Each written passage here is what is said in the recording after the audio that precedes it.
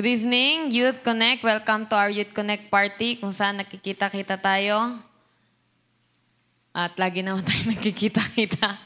Pero maganda yan na nandito tayo upang magkita-kita ulit. Yan, okay? So, dahil marami tayong mga kaabalahan sa buhay at marami tayong mga ginagawa, iba sa atin, mga young professionals na, at least nagkakaroon tayo ng fun. Hindi natin nakakalimutan ang kahalagahan ng fun and play para mapangiti tayo kung lagi tayong stress sa trabaho, pag-aaral at iba pa. Ayos ba yun? Saya ba kayo na tumatakbo pa din kayo? Pinagtatawanan nyo pa rin yung ibang tao? Masaya kayo sa sarili? Pinagtatawanan nyo, you're making fun of yourself? Anong pakaramdam? Nakakatawa. Pero nakakalimutan natin yung bigat ng buhay, di ba? Mamaya na lang ulit yun magsisink in. At least ngayon, we have time for other people and for God. Alam po ba ninyo na kaya tayo nandito, hindi dahil kailangan nyo lang si God, kundi kailangan kayo ng isa't isa. Alam nyo ba yun? Hindi natin kasi alam yun eh. Kala natin, mag-Youth Connect na lang ako, magsisimba na lang ako sa online, hindi ko kailangan magpakita, pero hindi niya alam na kailangan siya doon. Hinahanap siya ng ibang tao. Malay nyo, dahil sa pag-atin nyo, napangiti nyo yung ibang tao, hindi nyo alam, pasikretong napangiti nyo. Pero that's not what I mean. Ang ibig sabihin ko, kailangan natin yung isa't isa. Kailangan natin sila at kailangan nila tayo. So let's have a short prayer. Take us deeper, Lord. We thank you sa gabing ito na lagi nyo kaming tutulungan, kagapayan at patuloy ang enlightenment nyo so we can become the people you want us to be, the youth that you want us to be. Thank you, God, for you will do amazing things tonight. We rebuke all the works and plans of the enemy in the name of Jesus. In the name of Jesus. And we welcome the work of the Holy Spirit. In Jesus' name we pray. Amen. So, we're going to talk about repairing what was broken. Alam nyo, may kwento sa inyo, merong picture, sa lumang tipan in the book of Nehemiah, nalaman niya na sira-sira yung mga pader. Sira-sira yung gate. Nagkaroon siya ng puso. Umiyak ang kanyang puso. Nanalangin siya na, Lord, ito po yung kalagayan ng Jerusalem. Sira-sira yung pader, sira-sira yung gate. Wala man ako sa Jerusalem, pero ako ay nagsisilbi sa hari. Ito yung puso ko. Ang puso ko nasa Jerusalem. Malayo man ako, Panginoon, pero ito ang puso ko sa bayan ko. Kaya siya lubusang naghinagpis, lubusang umiiyak at nananalangin. Anong gagawin? Ilang taon nang sira yung pader, ilang taon nang sira yung gate. Bakit nasira? Dahil niransak ng kaaway. Sinakop sila ng kaaway. Pumasok yung mga kaaway. At kapag ang kaaway papasok pa sila ng kalmado. Ang pasok nila talagang bubulabugin at hahalughugin nila ang lahat. Sinira nila. Siyempre kaaway nga eh. Kaya may isip niya na kunin natin yung mga magagandang bagay sa templo at sirain din natin tong templo, sirain natin yung bayan, sirain natin yung syudad. Kaya nung nalaman yun ni Nehemiah, napakatindi ng paghihinagpis niya na ilang taon na. Wala pa rin. Have you ever walk doon sa lugar na ilang taon na hindi pa rin gawa ang bahay, ilang taon na under construction pa rin? Ganun yung naramdaman ni Nehemiah sa kanyang bayan. Dahil alam niya kung walang pader, kung walang gate, patuloy pa rin silang mapapasok ng kaaway. Pero naintindihan ni Nehemiah yung situation. Alam niya bakit sira yung pader. Alam niya bakit sira yung gate. Ito ay dahil pumasok ang kaaway at alam niya bakit sila pinasok ng kaaway. Ito ay dahil nagkasala ang Israel. Dahil sa kasalanan, pinahintulutan ng Diyos, mawala yung protection, mawala yung pader, at pasukin sila ng kaaway. Alam po natin, no, sa history, merong the Great Wall of China, at meron tayong ginagawang pader sa ating bahay, sinasarado natin ang pintuan. Bakit? Kasi nasa isip natin yung protection. Kung hindi, baka mapasok to ng magnanakaw, mapapasok to ng kaaway, kaya gumagawa ng mga pader, iba't ibang bansa. At naintindihan ni Nehemiah, Lord, kung ba't man nasira tong bayan namin dahil sa aming kasalanan, Ngunit nandito po ako. Sabi niya, handa siya magpagamit. Kapag kami sumunod, sabi niyo, kung kami man ay watak-watak, scattered in different places, inyo kaming ibabalik. Kaya nagkaroon siya ng plano. Pupunta siya sa Jerusalem. Kukuha siya ng mga kagamitan, materyales, at gagawin niya yung sirang pader at gates.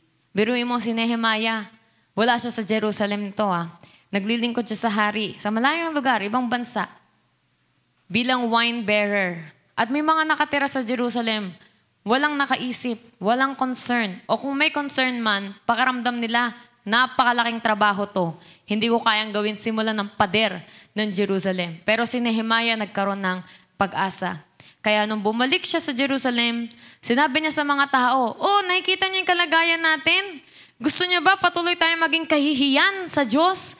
At sa ibang mga tao, gusto niyo ba na patuloy tayo mapasok ng kaaway hanggat sira ang gate, hanggat sira ang pader, patuloy lang tayo mapapasok ng kaaway. Kaya mga kapatid, na-encourage ko kayo, let's rebuild the walls. Let's repair the gate. At lahat ng tao, nabuhayan ng loob, naging matapang. Yes, we will do that work. God is with us. Kaya after many days, after 52 days, maraming oppositions, maraming hadlang, pero by God's power, God's grace, nabuo nila yung pader, na-repair nila yung gate. Napakagandang kwento. Pabalik-balikan natin. Pero meron ba tong significance sa buhay natin? Yes. Dahil ang buhay natin kailangan din ng gate, kailangan din ng pader. Ang ating spiritual lives. Hindi natin ngayon alam, pero ngayon, nabuksan nating isipan, ano kaya estado ng spiritual walls ko, ng gates ko? Meron pala akong walls, kailangan ko pala na may pader sa buhay at gates? Yes, sa ating spiritual life. Kahit naman sa ating physical lives, kailangan natin ng protection kung ang bahay nga natin, bago tayo matulog, sinisigurado natin nakalak yung pintuan. Kasi ayaw natin mapasok to ng kung sino man para sa ating protection. All the more, kailangan natin yun sa ating spiritual life. Kung paano tayo nag-iingat sa ating physical and literal lives, we put more care in our spiritual life. Because John 10 verse 10 says, the thief comes only to steal and kill and destroy. I have come that they may have life and have it to the full. Nung mga nakaraang-raang taon, bata pa ako, pag binabasa ko to, sabi ko, uma-agree ako kay Lord. Oo, Lord, ang daming nanakaw sa akin, ang daming nawala sa akin, ang daming nasira sa akin. Totoo nga, na yung magnanakaw, walang ibang gawin kundi magnakaw, manira, pumatay. Kawawa naman ako, Lord. Ang daming naransak sa buhay ko. Yung mga pangarap, yung mga at maraming bagay, kasiyahan, kapayapaan, lumaki akong ganito kasi pakaramdam ko nanakaw sa akin yung joy and peace. Lumaki ako na lagi ako nagwo-worry, lagi ako nag-aalala. Ang daming nanakaw sa akin na dapat hindi ko yun iniisip nung bata ako eh. But ang bilis na maging ganon yung isipan ko. Pero pinaalala ng Diyos sa akin na, anak, hindi dyan nagtatapos ang pangungusap that the thief comes only to steal, kill, and destroy. It doesn't end there. Read more. Basahin mo pa. I have come that they may have life and have it to the full. Nangyari man yan, pero naparito ako para magkaroon ng buhay at buhay na ganap. So we praise God dahil minsan tinutultukan natin na nasira yung buhay natin, ganito tayo, walang tayong pag-asa at habang buhay na tayong magi-struggle. Pero basahin natin yung kasunod na naparito si Jesus para bigyan tayo ng buhay at buhay na ganap. At ngayon, ang tanong, sa binasa nating the thief comes only to steal, kill, and destroy. There is a thief. Pero ang tanong, bakit nakapasok ang magnanakaw sa ating buhay? Ang magnanakaw, andyan lang yan, di ba? Hindi natin masabi. Hindi natin mapunto kung sino. Basta ang gagawin natin, pag uuwi tayo ng bahay, ilalak natin yung pintuan. Kasi alam natin, malaking possibility na may mga magnanakaw. Pero ang tanong pala is, kung may magnanakaw, bakit siya nakapasok at bakit siya nakapagnakaw doon sa lugar na yon? At kung sa physical lives, nakakapasok ang magnanakaw dahil may mga bukas na bintana, hindi nasarang pintuan, and that is the same sa ating spiritual lives. Nangyari na may nanakaw na sa atin, may nawala na sa atin, may nasira na sa atin. Pero ang tanong, bakit nakapasok ang magnanakaw na yan? Because there's an open door and access in our soul, spirit. Alam po ba ninyo na ang mga masasamang spirito ay pwedeng makapasok sa pamamagitan ng ating mga gate natin? Ano yung gate natin? Yung mga senses natin. Mata, there are gates, our eyes. Ears, pintuan yan, doorway yan. Kaya nga nakakapasok ang mga information eh. Ang brain natin, mind natin, is still the same. Yan ay mga pintuan at mga pader. That the gate of our eyes, our ears, and our minds. So dahil pinag-usapan natin about walls of Jerusalem na nasira, at kapag natiling sira, makakapasok ang kaaway. Kaya nasira yung wall dahil sa kanilang kasalanan, pinahintulot ng Diyos na sila ay masakop ng mga kaaway at masira yung kanilang syudad. At ganun din sa ating buhay. Dahil meron tayong mga binibigyang pintuan at puwang sa kaaway kung bakit sila nakakapasok. So ito yung mga listahan ng mga bagay na iniisip natin, nagiging pintuan, nagiging puwang, na hindi natin dapat isipin. Na ginagamit ito ng kaaway upang tayo ay lalong makaramdam ng kapighatian at lalong lumala yung nararamdaman natin. So una dyan, the things we keep thinking that we should not think about, yung premeditated fears. Ito ay pintuan o pader na kapag ito inisip-isip natin, may resulta. May mananakaw sa atin. Mananakaw sa atin yung kapayapaan, kapanatagan ng damdamin, mawawala yung lakas ng loob, masisira sa atin yung confidence natin sa Diyos. When we have this kind of gate and doorway. Premeditated. Pag sinabing premeditated, hindi pa nangyayari ang isang sitwasyon, pero sa isip mo, nangyari na siya. Na-meditate mo na yung fear na yon. Hala, may yung exam, panigurado, bagsak ako. So, hindi pa lumalabas yung resulta, pero sa isip mo, bagsak ka na. Ano bang mga iniisip-isip natin na ito'y nagiging doorway, napapasukan tayo at napapasukan tayo ng takot at nawawala sa atin yung peace, nananakaw yung joy. Ano yung mga sitwasyon? Pwede ba kayo magbigay? Halimbawa, may nabaltaan kayo sa balita na aksidente and mayroon kayong mahal sa buhay na umalis ng bahay. Hala, yung mama ko yun. Di po ba? Hindi pa natin kilala kung sino yung na-aksidente, pero sa isip natin, patay na yung mahal natin sa buhay. Nasagasaan na. Ginulungan na o kung ano naman. So nakita natin, ito yung mga bagay na kapag inisip-isip natin, nananakaw sa atin yung joy and peace. Naranasan na po ba natin to? Hindi pa na reality, pero sa kanya, natatakot na siya at wala na siyang kapayapaan. Lalo na ng pandemic, di po ba? Ang dami talagang nawalan ng kapayapaan dyan. Kasi, ano na sunod? Ano na mangyari sa career, sa business? May kakainin pa ba bukas? Habang buhay na lang ba naka-face mask, naka-face shield? Wala nang alcohol, nakakaubusan na. Wala nang wipes, wala nang sanitizers. End of the world na. Mamamatay ako sa gutom. Sino rito ng pandemic, nagkaroon siya ng ganitong thinking. Kaya parang medyo na-anxious siya, na-depressed siya. Kasi parang guguho na yung mundo para sa kanya. So yan. Another thing na nagsisilbing gate and doorway upang manakaw sa atin, ang salita ng Diyos, manakaw sa atin, tinanim ng Diyos, offenses. Yan. Ito yung mga bagay na iniisip natin na hindi natin dapat isipin. Yung mga ginawa at sinabi ng masasakit sa atin. A lot of times, napagdadaanan ko rin to. Pero ngayon, tinuturuan ako ng Diyos na, at mamaya mapag-aaralan natin. A lot of times, naiisip natin to, naaalala natin to. Naalala ko nung July, ganito, ganyan. Sinabi mo sa akin to. Sakit! Humiwa. Nadurog ang puso. So, dahil inisip natin yung offense, ang resulta nito, bitterness, anger, revenge.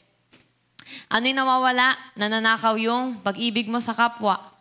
Nananakaw yung kabutihan mo. Siyempre, kapag nakaisip ka ng offense, kasunod mong kaiisipin is paano mo mabawian yung tao at magantihan sa kanyang mga sinabi at ginawa.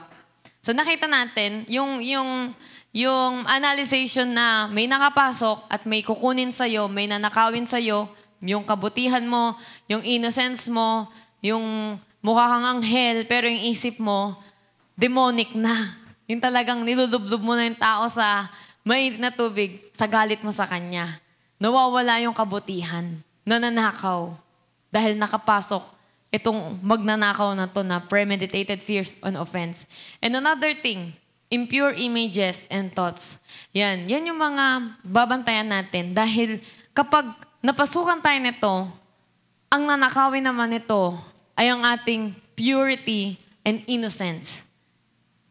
A lot of times, mag-social media tayo, may mga napapanood tayo. Kaya nga, sabi ko nga, ang gate natin, yung mata natin, tenga natin, lahat naman yan nagmula sa mga nakita natin, narinig natin, tapos na-register sa ating isipan, hanggang sa darating yung time, bigla mong maaalala yung information na yon. Tapos pakiramdam mo, ang dumi-dumi mo dahil naisip mo yon. Nawala yung innocence na nakaw sa'yo yung kalinisan mo. Kaya let us be careful with our gates. Dahil pag nakapasok to, ano yung nanakawin niya? Yung purity na binibigay sa atin ng Panginoon. And another thing, na gate, na kapag pinapasok mo to, may mananakaw sa'yo. Mananakaw sa'yo yung humility mo. Mananakaw sa'yo yung living in reality. And that is fantasy. Itong fantasy na to, halimbawa, ikaw ay tumutugtog ng gitara. Halimbawa lang, tumutugtog ng gitara. Pero pumapasok sa'yo yung fantasy, yung sa isip mo, ikaw yung pinakamagaling na gitarista sa buong mundo. O wag na sa buong mundo. Sa buong tropa mo. O, di ba? Nagpapantasya ka na. Habang nagigitara ako, nakatingin sila sa akin. Pinapalakpakan nila ako. Na nagiging crush nila ako. O kaya, dahil ang galing ko ng sports fest, dami kong medal. O kaya, na-shoot ko yung 3 points na yun. Dahil sa akin, ako yung nagpanalo sa team namin. Ako yung nagpanalo sa grupo namin. Panigurado, hindi na nila ako mamaliitin. Kasi lahat sila tumba sa akin. Diba? May mga pantasya tayo na dapat babalik tayo sa reality.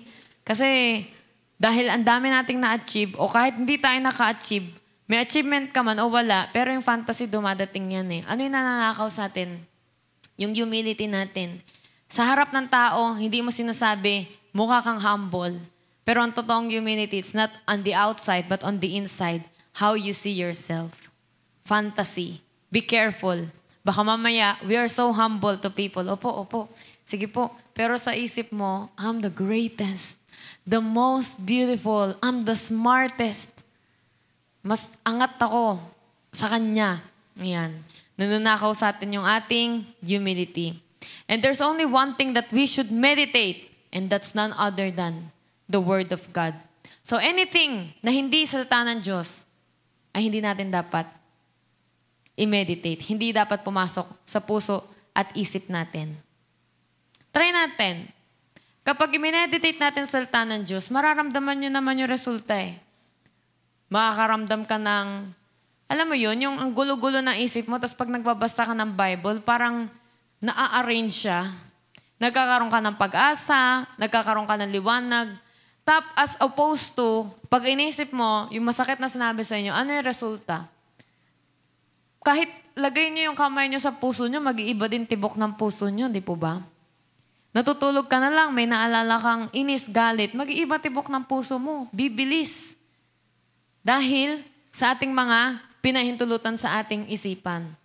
So kung kay Nehemiah, physical talaga na pintuan at pader, at inisip niya, kailangan natin tong gawin or else lagi tayong papasukan ng magnanakaw at kaaway, in our spiritual life, I think, most of us, we have broken walls and broken gates na we need to rebuild and repair. Or kung hindi, lagi tayong napapasukan. O baka ngayon may nagpapantasya. Di ba? Baka ngayon may nag-iisip na iba na ang dapat nating isipin ay ang salta ng Diyos. So let us read this. Be careful with how we listen, everybody. What we listen to, what we see, what we touch, what we imagine, and meditate. Maging maingat po tayo. Kung meron tayong napapansin sa ating buhay na parang nanakaw ng magnanakaw, nawala, nasira at namatay sa atin, it's time to rebuild our spiritual walls and spiritual gate. Kung may napapansin ka sa buhay mo na hindi tama, kung may napapansin ka na, bakit ganun? Lagi na lang ako nahuhulog sa maling tao. Pwede naman ako mahulog eh. Pero bakit lagi ako nahuhulog sa maling tao? Bakit ganon? Lagi na lang ako nadi-discourage sa sarili ko. Yung tipong, ito ka na ito na yung self-confidence mo, tapos bigla na namang madi-discourage ka. Bakit ganon? Lagi na lang ako nai-insecure. Basta guys, kung meron sa pakiramdam nyo na hindi tama sa buhay nyo na ito na sana kayo, paangat na sana kayo sa pananampalataya, pero pakiramdam nyo may humihila sa inyo pababa, ngayon, maaari, merong mga sira-sira sa ating pader na palagi tayong napapasukan na magnanakaw. Yung magiging active ka na sa Panginoon, magiging seryoso ka na, darating na naman yung mga kaibigan mo, masamang impluwensya na hindi mo matanggihan. Tara, inom tayo. Lord, gusto ko na magseryoso. Bakit kung kailan magseseryoso ako, doon sila pumupunta? Bakit ganon? So yun. Meron ba kayo napansin na wala nanakaw sa inyo? Nawalan kayo ng kapayapaan. Yung tipong sa lahat ng bagay, lagi tayong nag-aalala. Laging nananakaw yung kalusugan. Yung kagagaling mo lang sa sipon, uubuhin ka naman. Pagkaubo, sasakit naman yung ulo mo. Pag gumaling sakit sa ulo mo, matatalisod ka naman. Yung parang laging may something kang nararamdaman na hindi na to tama. Nawawalan at nananakaw yung healthy self-esteem. Nawawala lagi at nananakaw yung oras. Yung parang sinabi niya, last scroll na to, last 1 minute na to, tapos magde-devotion na ako. Pero natatagpuan mo yung sarili mo.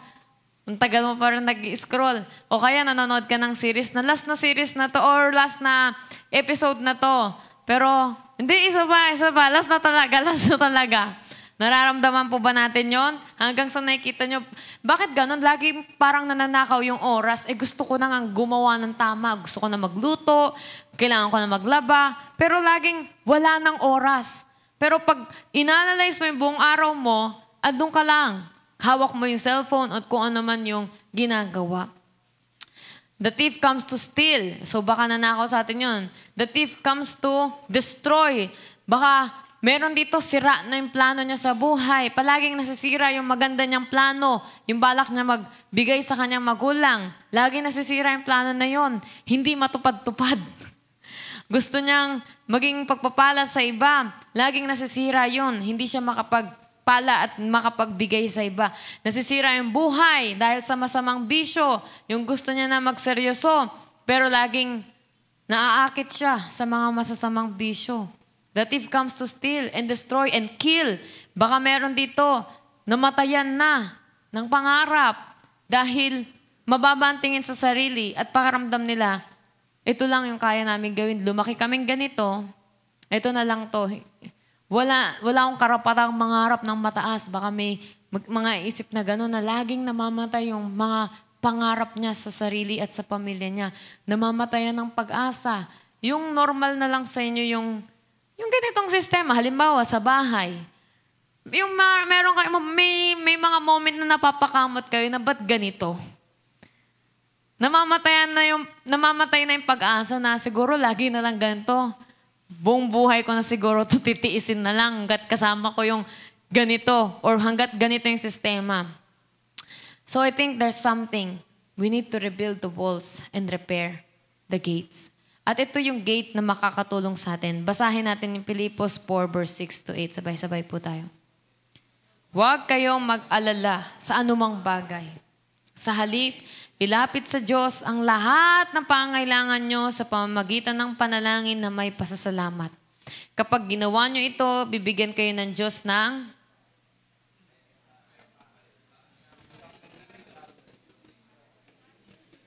dahil kayo'y na kay Kristo Jesus. At ang kapayapaang ito ay hindi kayang unawain ng tao. Bukod dyan, mga kapatid, lagi niyong isaisip ang mga bagay na mabuti, kapuri-puri, mga bagay na totoo, marangal, matuwid, malinis, maganda, kanais-nais. So binigyan tayo ni Lord ng susi. The 8 keys, 8 gates na kapag hindi nakapasa, hindi pwedeng makatawid sa ating isipan at sa ating puso. 8 yan. Laging isaisip ang mga bagay na mabuti, kapuri-puri, totoo, marangal, matuwid, malinis, maganda, kanais-nais. So ang tanong dyan, hindi bakit ninanakaw ng magnanakaw o kaaway yun, kundi bakit nakakapasok yun sa buhay ko, sa buhay mo, maaari dahil sira yung 8 pintuan na ito. Kaya ngayon, we will repair the gates. Kung may kumakatok sa ating puso't kaluluwa at isipan, halimbawa, imagine natin may intruder. May maririnig tayo, kumakatok, kasi sabi, wala ka na mararating. Di ba ilang beses ka bumagsak? Ilang beses ka pumalya? Ilang beses ka sumablay? Wala, yung susunod mong gagawin. Naku, baka sumablay na naman yan. Gusto mo ba ulit mapagalitan? Gusto mo ba ulit umiyak? Gusto mo ba ulit magdamdam? Diyan ka na lang. Maging safe ka na lang sa buhay mo. Huwag ka na mangarap. So bago natin papasukin yon, dadaan muna sila sa pintuan. Ano yung sinabi kanina? Mga bagay na totoo. Ito ba'y totoo? Yung kumakatok ba'y totoo? Diba? Knock, knock. May papasok na boses, wala kang mararating. Bago natin buksan yung pintuan natin laging nandyan, ito ba'y totoo? Ano ba sabi ng Diyos? Paniniwalaan ko ba to? Na dito na lang ako, wala na akong mararating?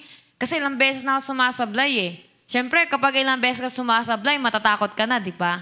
Lahat naman tayo ata, ganun, meron tayong fear of failure. That's why we don't dare to step out of our comfort zone.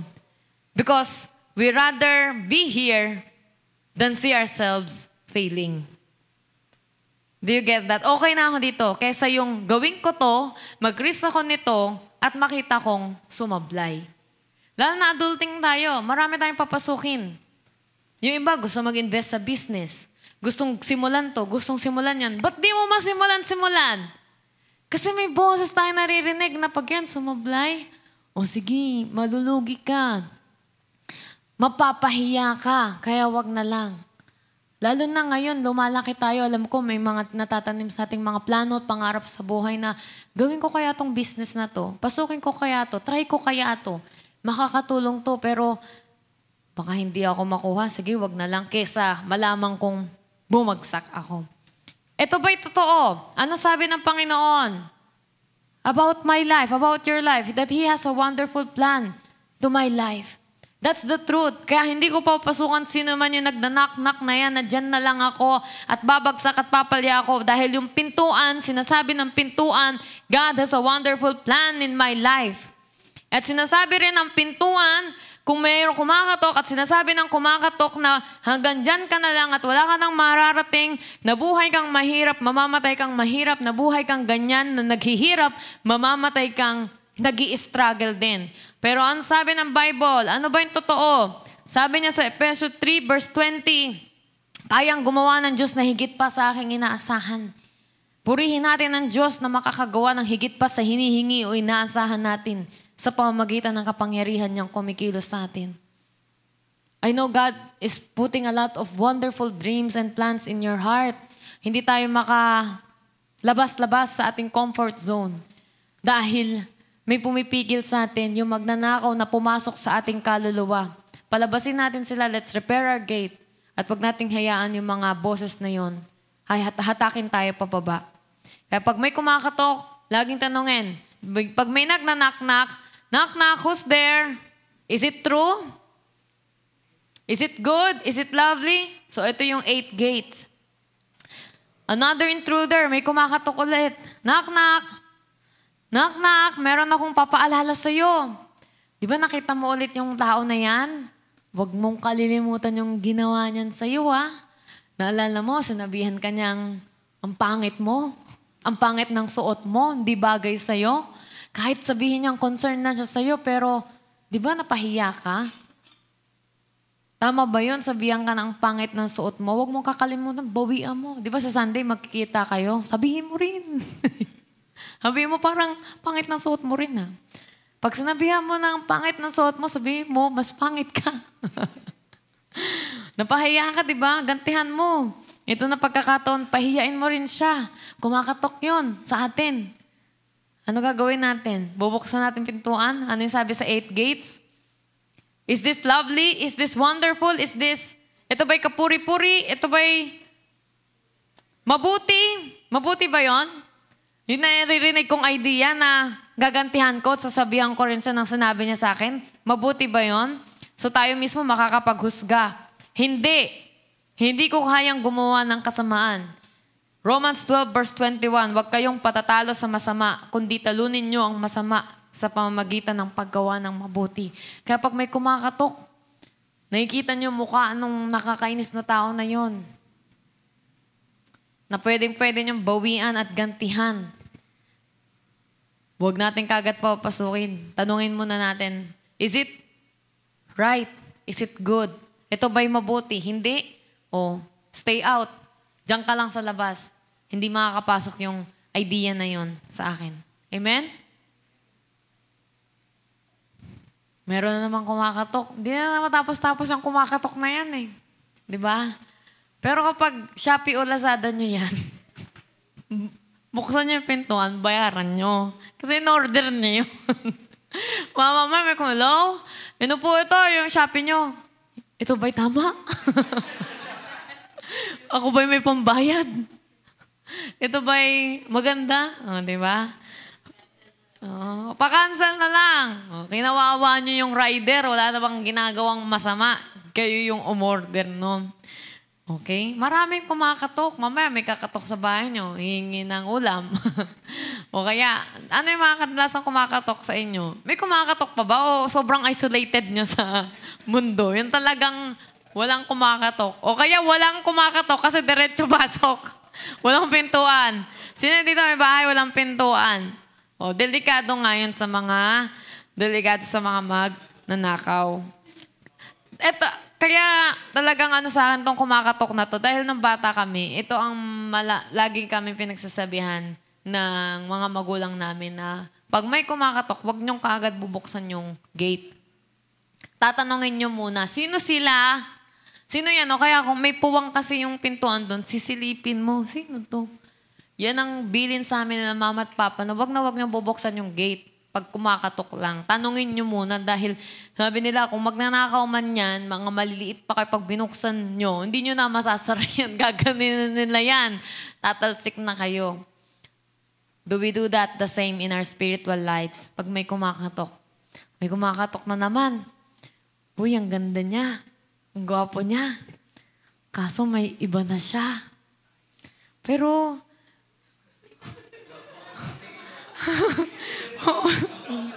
di ba may boses? Ang ganda, ang gwapo. Kala mo mag-isa lang siya, kaso may kasama siya, may iba na siya. Pero huwag ka mag-alala, sabi ng boses. Isipin mo, kayo kunwari, magpantasya ka.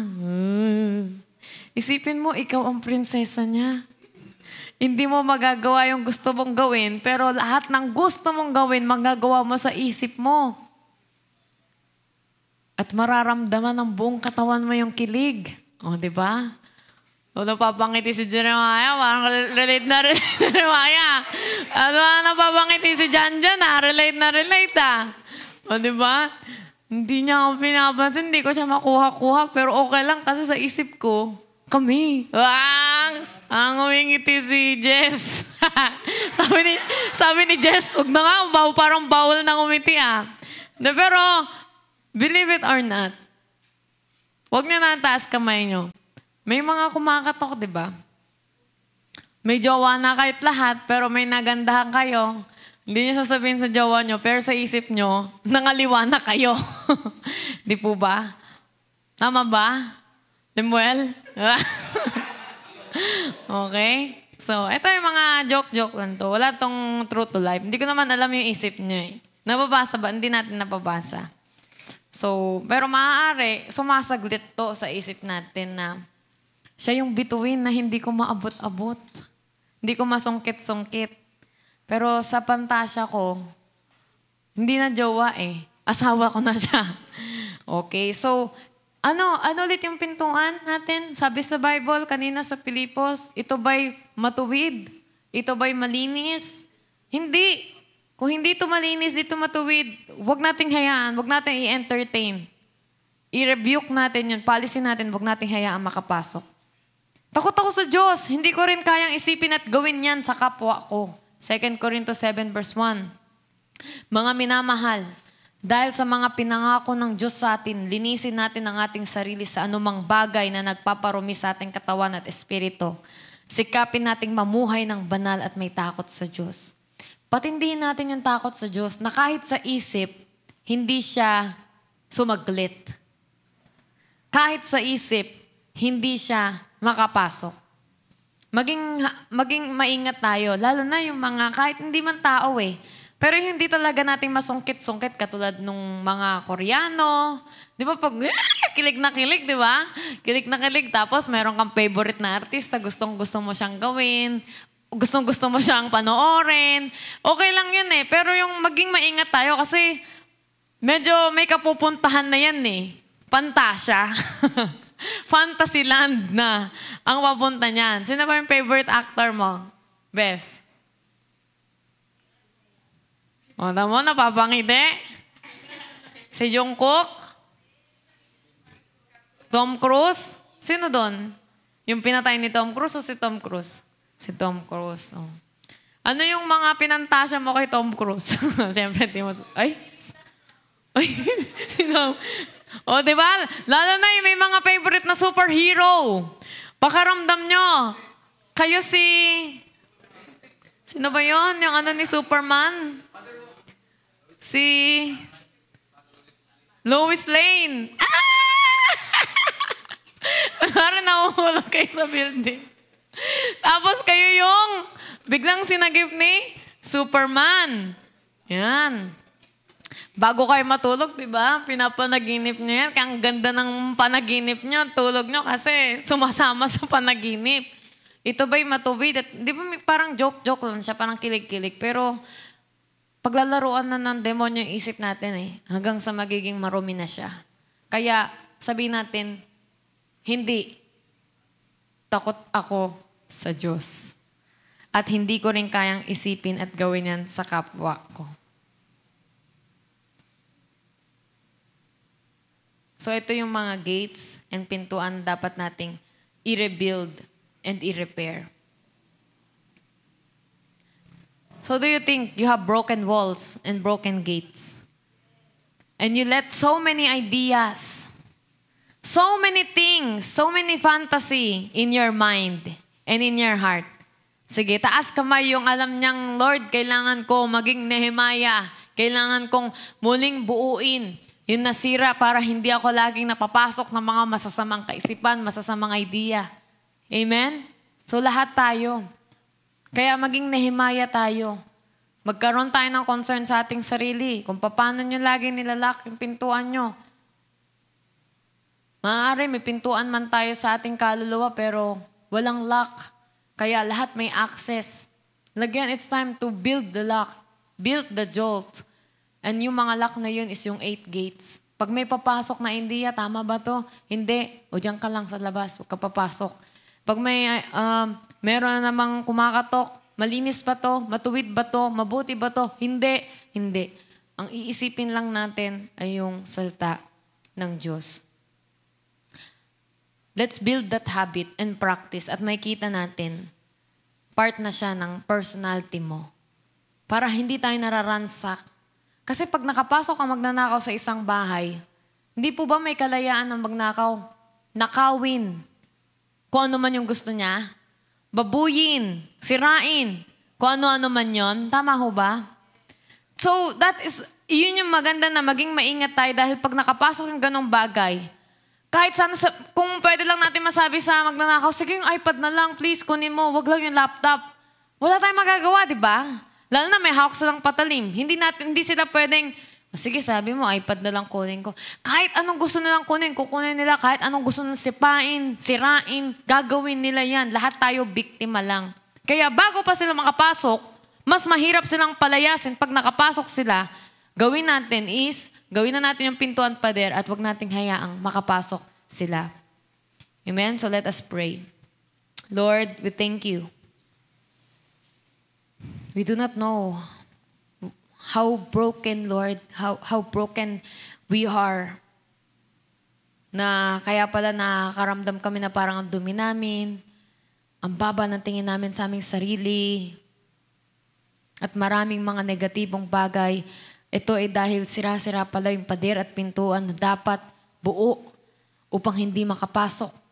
Anuman dala-dala ng magnanakaw, anuman dala-dala ng kaaway, upang sirain, patayin, at kami, Panginoon, ay durugin. Let John 10 verse 10 be a warning and a careful thought to us. That the thief comes not to say hi, not to take one thing. The thief comes to steal. Not only to steal. Pag naisip niya, he will kill. Not only will kill and get out of the house. Pag naisip niya mag-destroy, he's able to do it. Kaya tulungan niyo na maging seryoso kami. Na hindi namin hayaan makapasok ang magnanakaw dahil ayaw na namin magkaroon ng mga sirang plano, sirang pangarap, wasak ang aming mga kaisipan, lagi nag-iisip ng hindi tama. Tulungan mo kami at kung nakapasok man ang magnanakaw sa aming buhay, you said in your word, submit to God, resist the devil, and he will flee from you. So right now, Lord, if an evil spirit or other spirits have entered us and the young people, you said to take our stand. That's why ngayong gabi we take our stand and we rebuke them in the name of Jesus. Whatever kind of spirit of lust, spirit of immorality, spirit of fear, spirit of discouragement, spirit of anxiety, every evil spirit and curse, we rebuke it. Get out of our soul, get out of our lives, get out of our mind in the name of Jesus. Itong aming isipan, itong aming katawan ay templo ng Diyos. Kung ano man nanakaw nyo, God is able to restore. Pero ngayong gabi, wala na kayong puwang at hindi na kayo pwedeng manahan upang babuyin at dumihan kami. Pinapalayas namin kayo sa pangalan ni Jesus. We belong to Jesus. And Jesus is not a guest in our house. He owns this house. Those evil spirits have no longer hold in us in Jesus' name. Jesus, you said in John 10 verse 10, I have come. Jesus, come in our lives. Come in our soul. Come in our mind. Kayo ang manguna. Kayo ang maghari. Take your place. Take the throne, Lord. And as you take the throne, make us like Nehemiah. To take that good work, rebuild and repair. So that yung mga napalayas na masasamang spirito na yun, they will not dare come back. Dahil wala silang babalikan, lahat nakasarado, lahat nakasecure na. So we can totally serve you. We're totally yours. Katulad po ng mga Israelita na ginapi ni Paraon. Ang sabi ni Moses, God said, let my people go so they can serve me. But Pharaoh said, okay, you can go. Pero dyan lang kayo. Iwan nyo to. Huwag iwan nyo yung mahal nyo sa buhay. Bumalik din kayo. Grabe yung inis mo at God mo kay Pharaoh. I said, let them go so that they may serve me. A lot of people, Lord, young people, gusto namin maglingkod, pero pakiramdam namin, we are not worthy, we're not qualified. Dahil may humahatak sa aming pababa. May humihila sa aming kasalanan. Na gusto na nga namin magseryoso, maging aktibo, pero ito na naman. Ibabalik na naman niya yung problema namin. Ibabalik na naman niya yung nakaraan. Ibabalik na naman niya. Right now, we take our stand and say, let my people go. Let me go, Satan. Let me go. Evil spirits, you have no hold in me. You do not own me. Jesus owns me right now. I'm forever. I belong to the Lord forever. And not only my heart, but my mind, my spirit, my soul, my ears, my eyes. My mouth, every part of me. Si Lord ang may-ari, walang puwang away. Thank you, Lord, for your deliverance. And right now, hindi natatapos sa deliverance. You command us to stand and start the good work to rebuild and repair. So help us, Lord, to build that healthy habit. In Jesus' name we pray. Amen. Amen. Amen. Thank you so much.